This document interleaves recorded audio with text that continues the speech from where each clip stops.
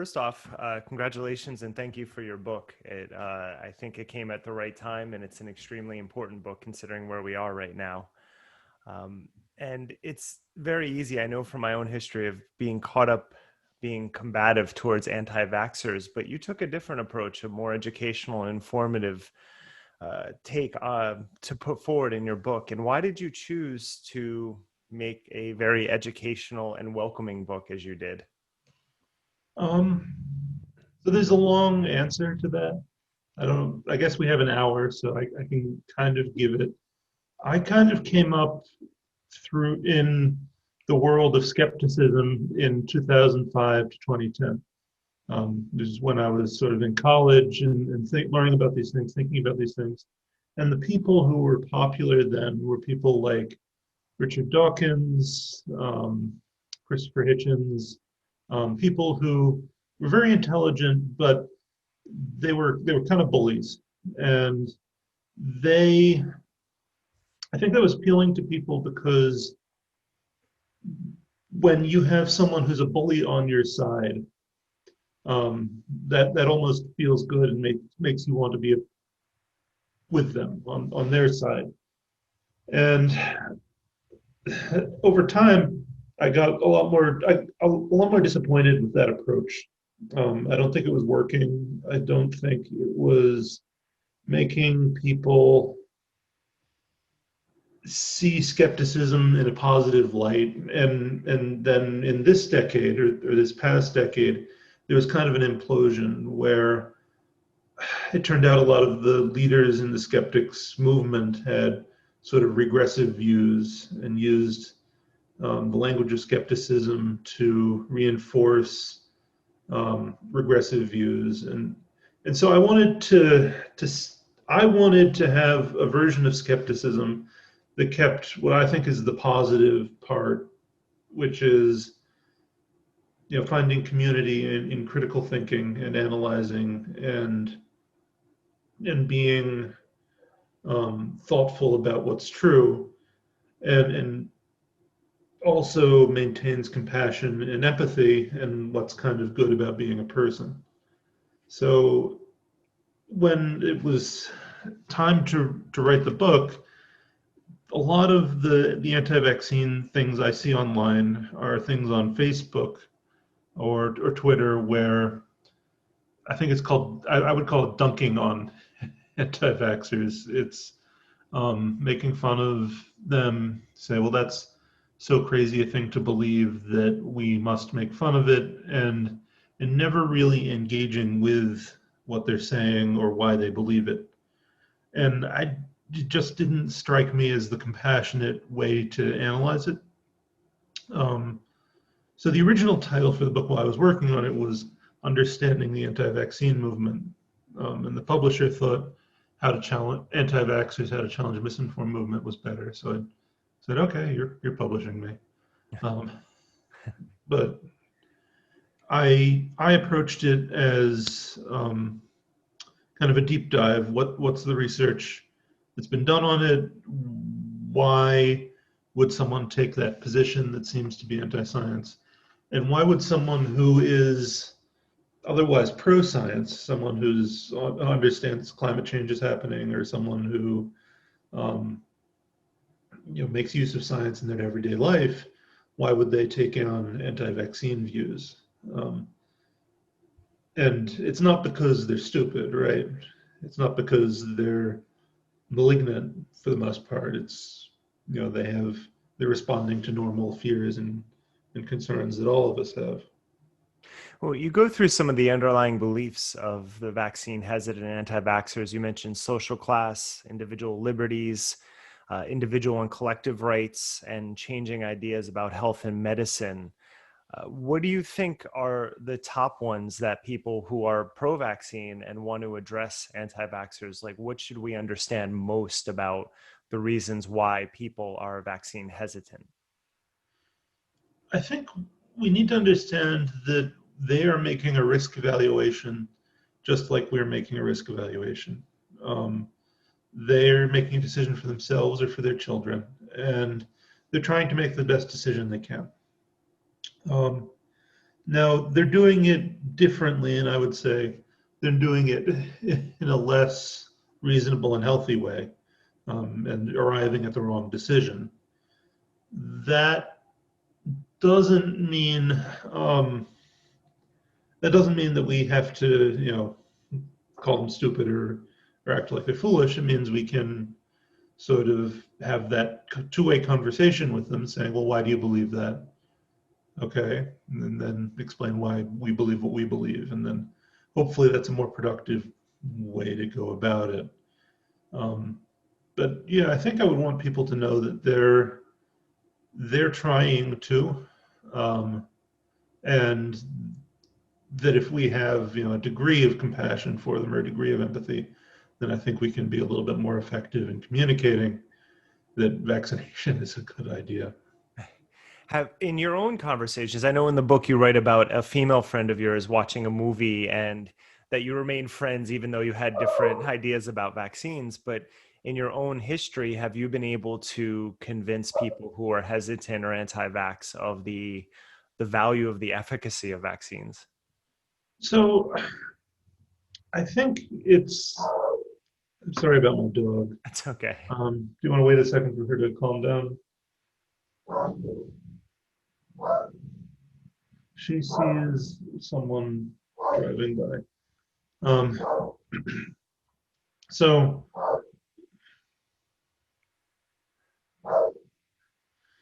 so, um,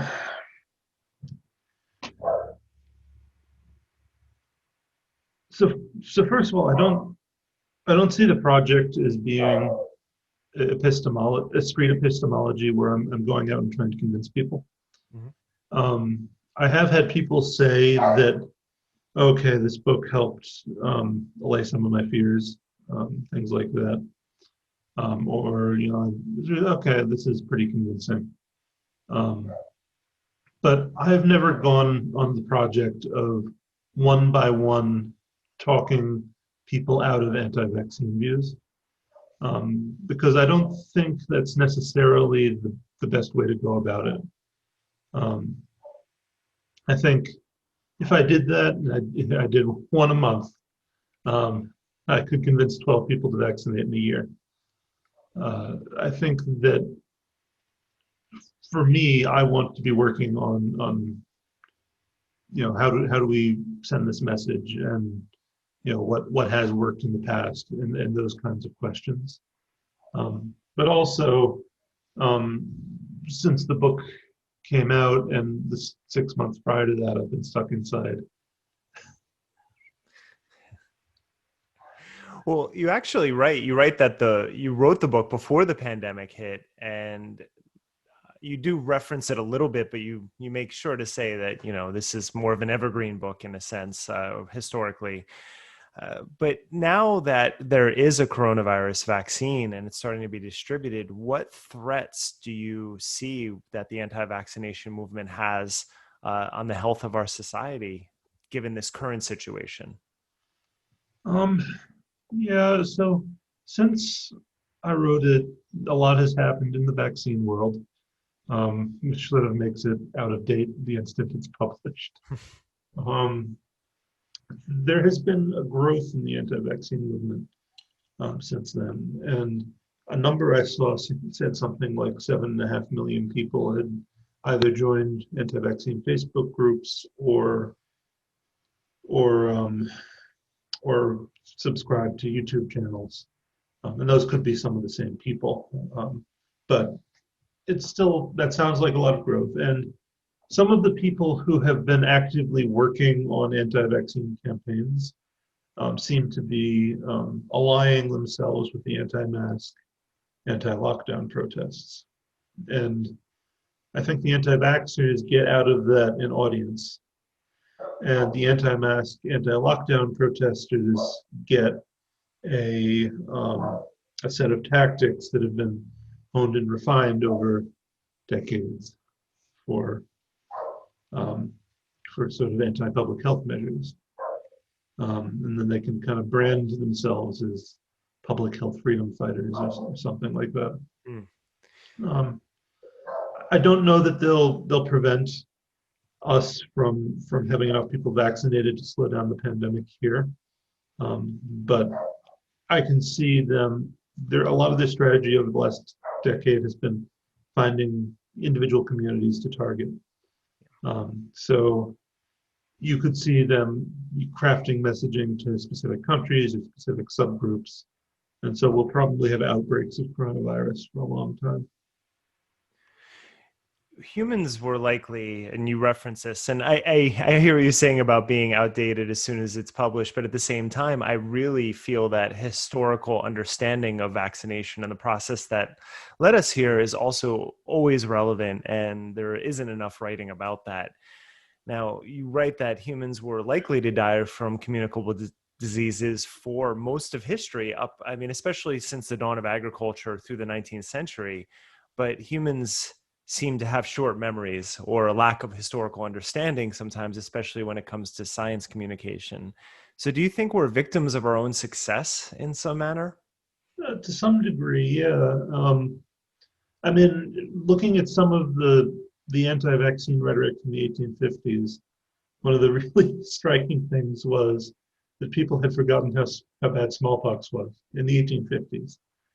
So they were saying, well, no, hardly anyone dies of smallpox anymore. That's like 60 years ago, 50 years ago. And so it's kind of how we feel about polio now. It's like, polio isn't around. Why would you get a polio vaccine?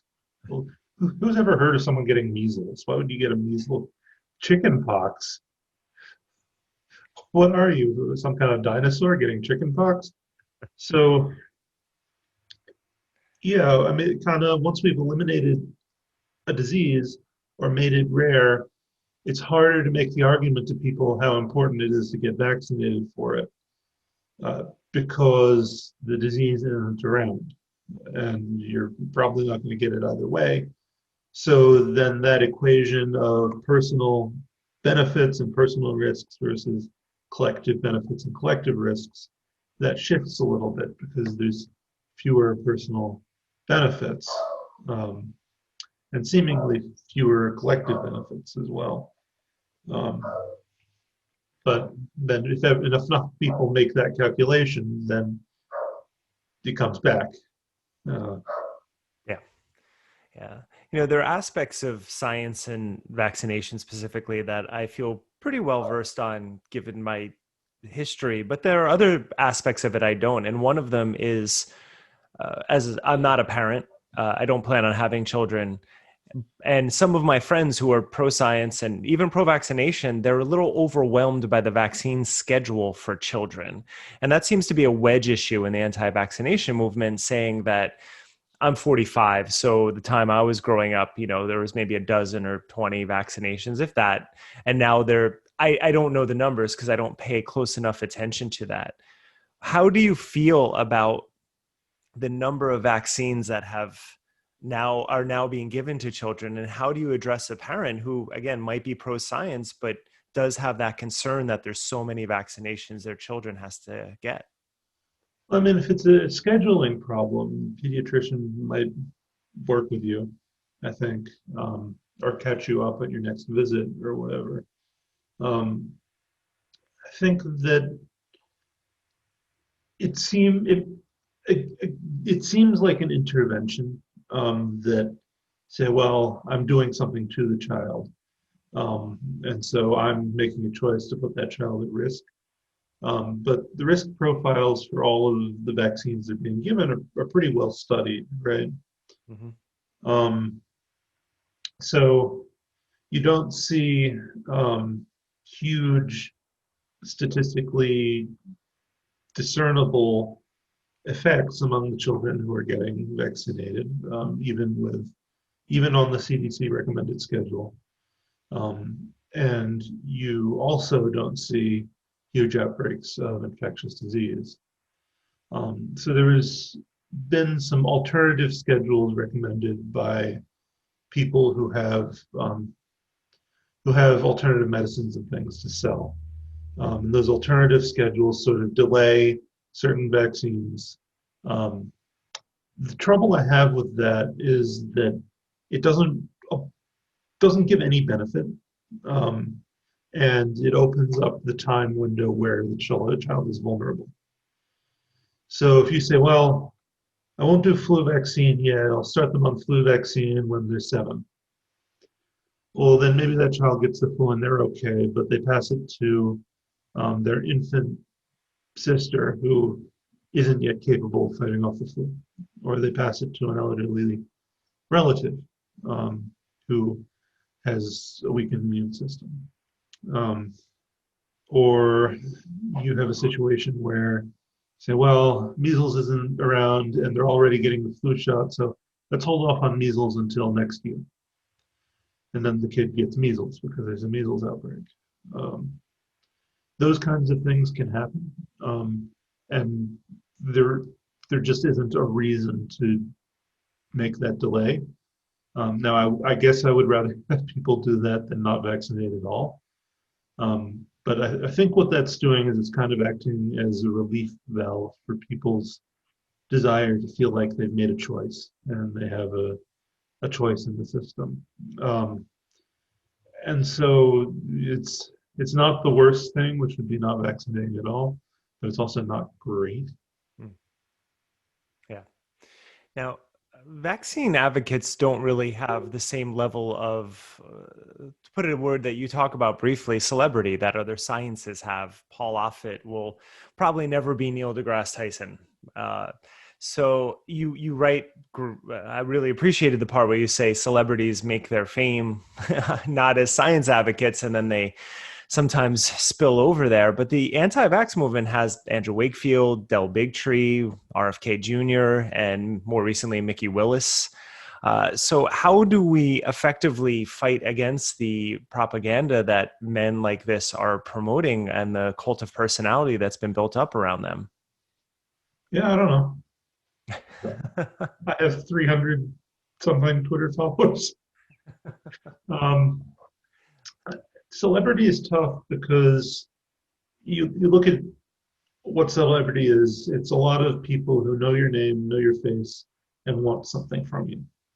Um, and I think that's kind of universally what celebrity is, because either people want to have sex with you, they want your money, they want your attention, they want your time.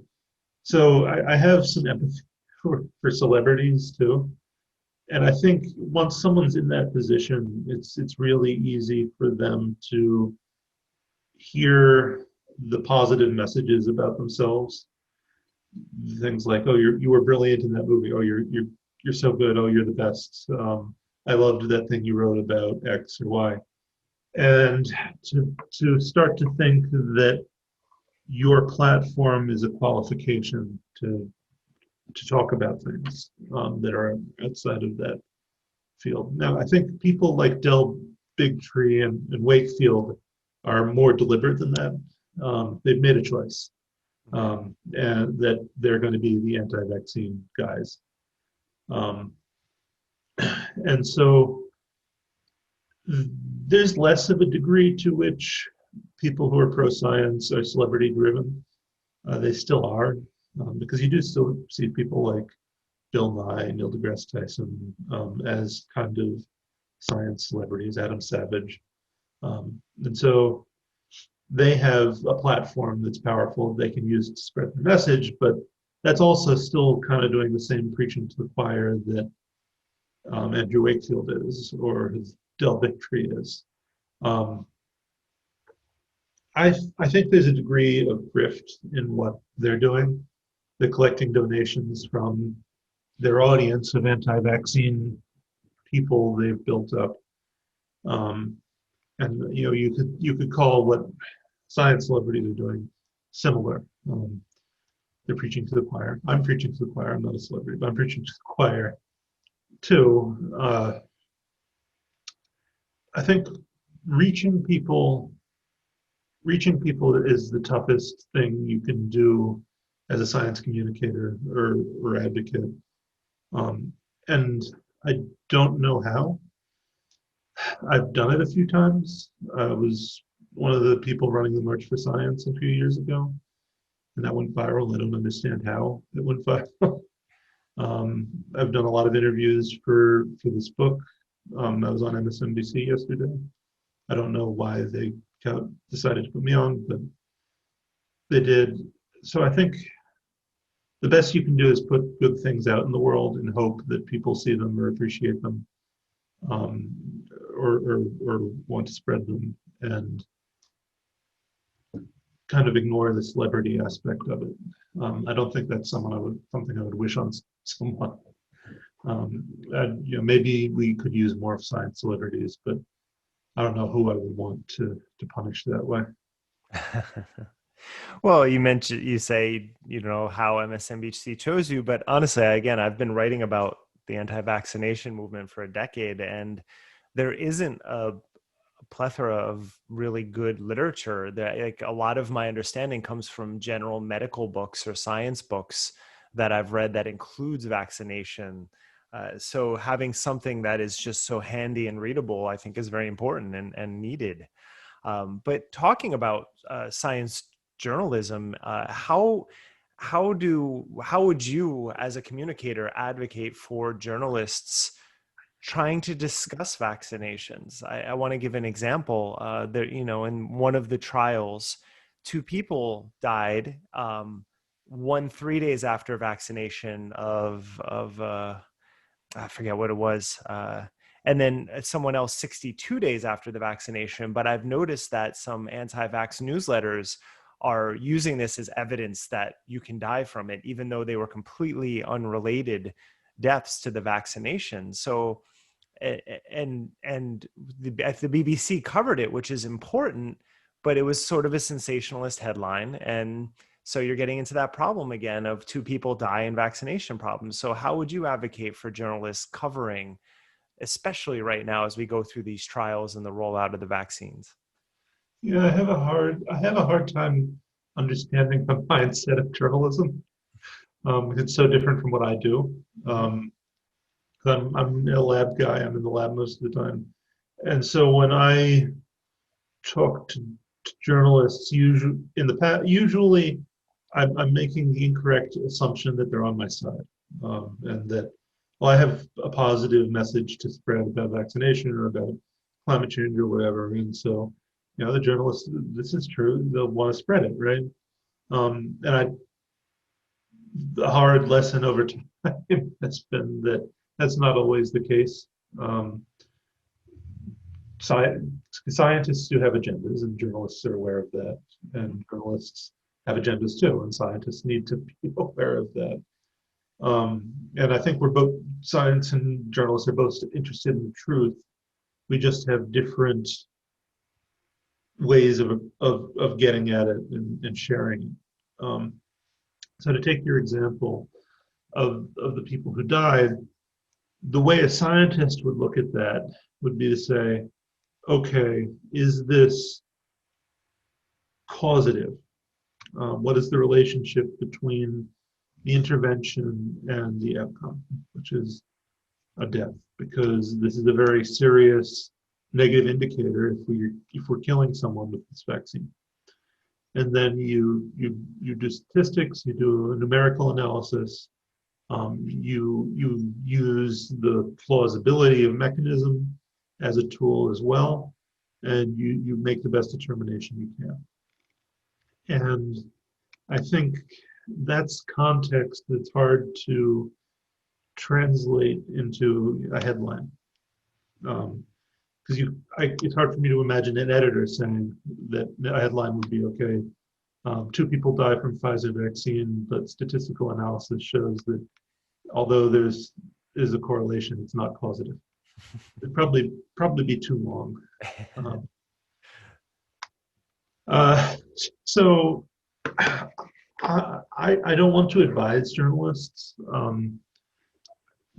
because I'm not an expert in that. I would hope that they would have caution when reporting that, and I think most would have the sense to ask the people who are running the study and evaluating it the question: is this related to the vaccine?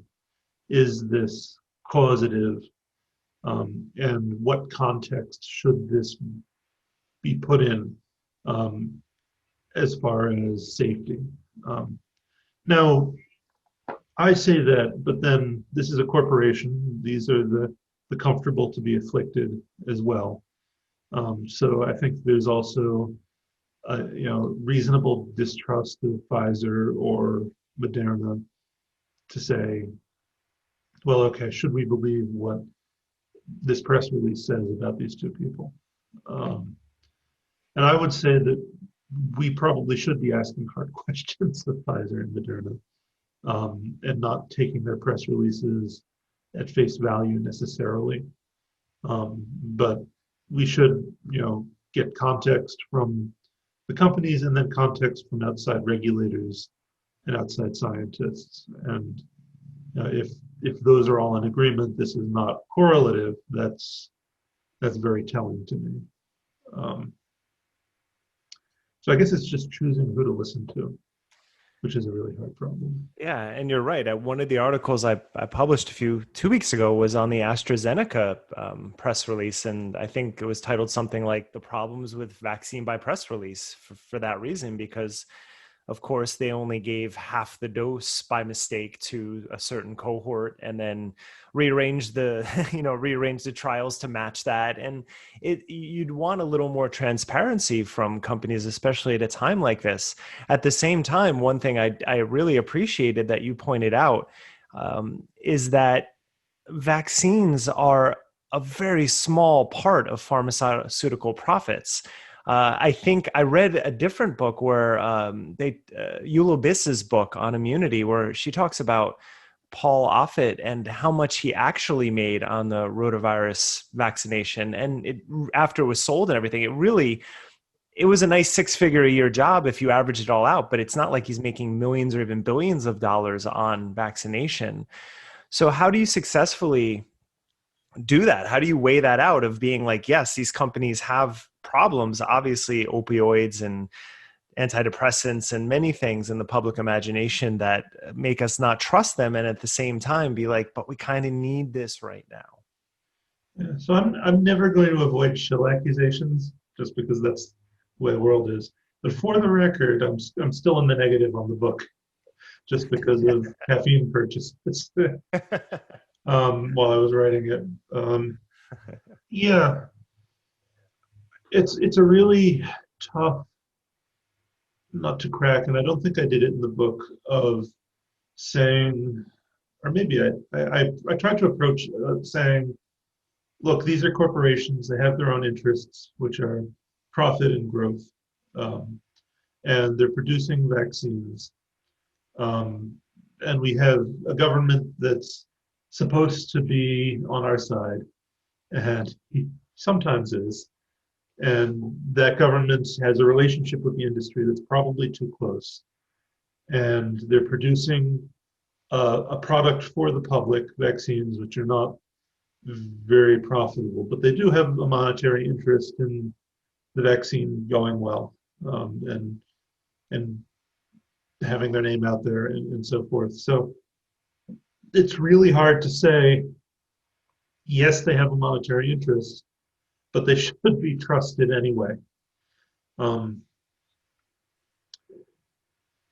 you know, especially when the way they've chosen to communicate statements by CEOs and press releases. As an academic scientist, that's not how I would choose to communicate. So I think everything should be in peer-reviewed publications, especially something like this. And I'm not from the industry world, so I know it's very different there. But since this is a public-private partnership, I think they need to do a better job on the public end of that. So as far as how do we responsibly send that message, I think, like you said, it's hard.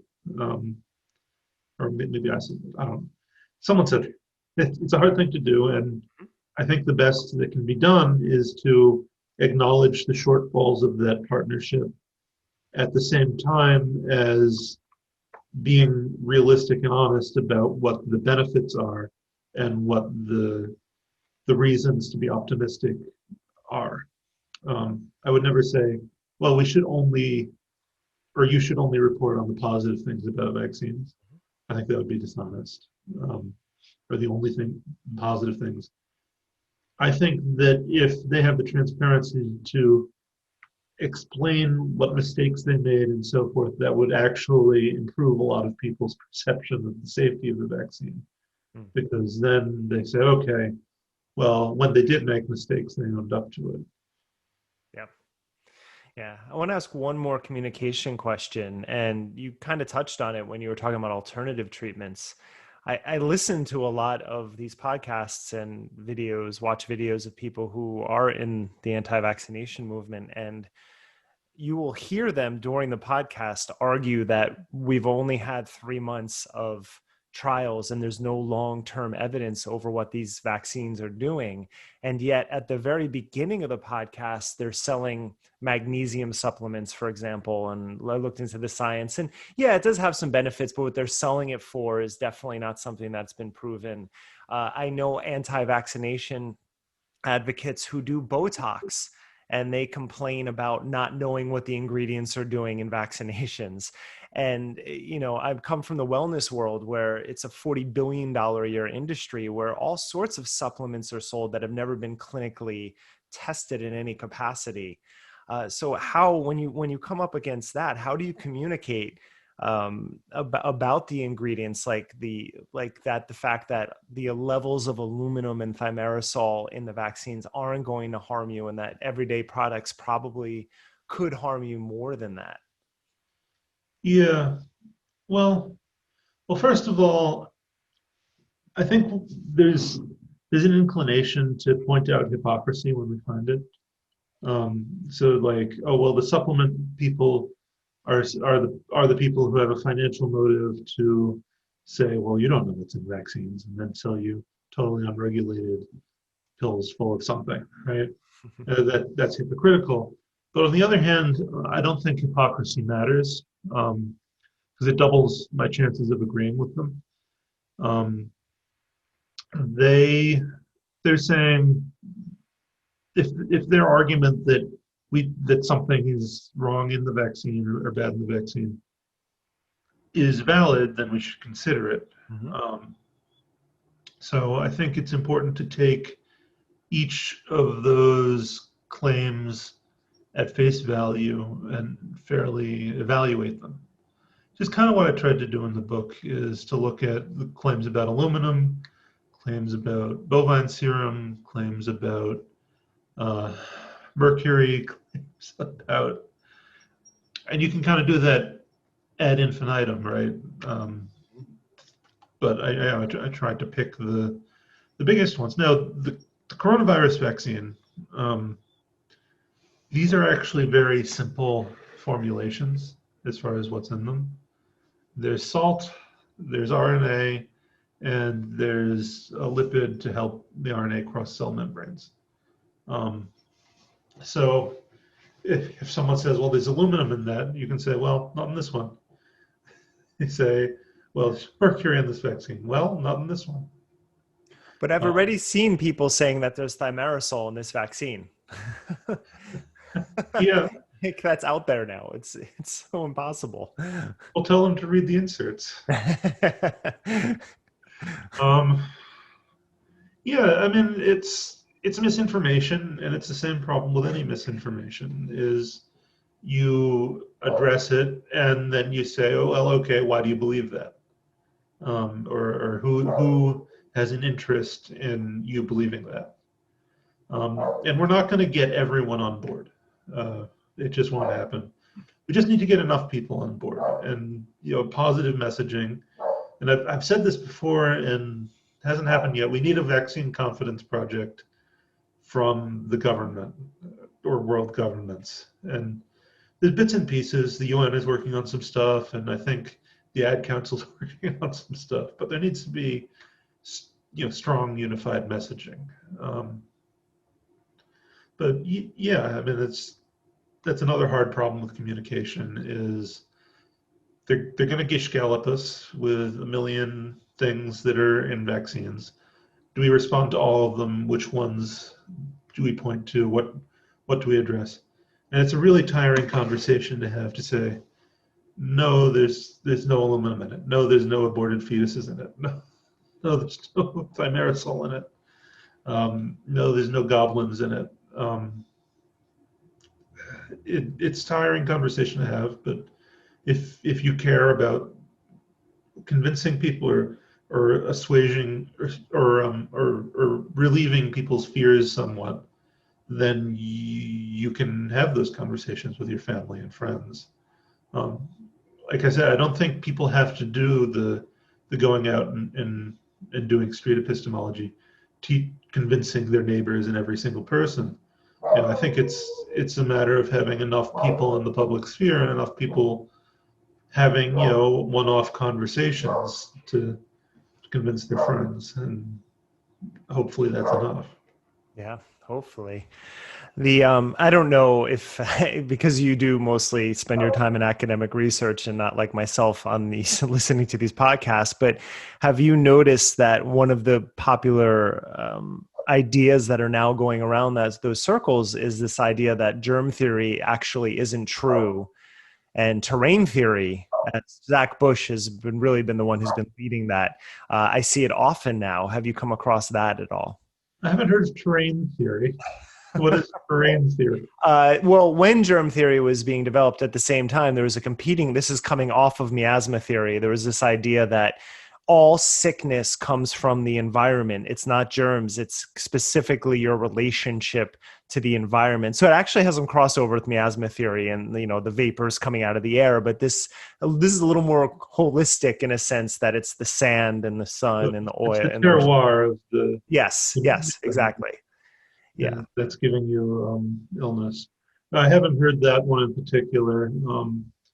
But I mean,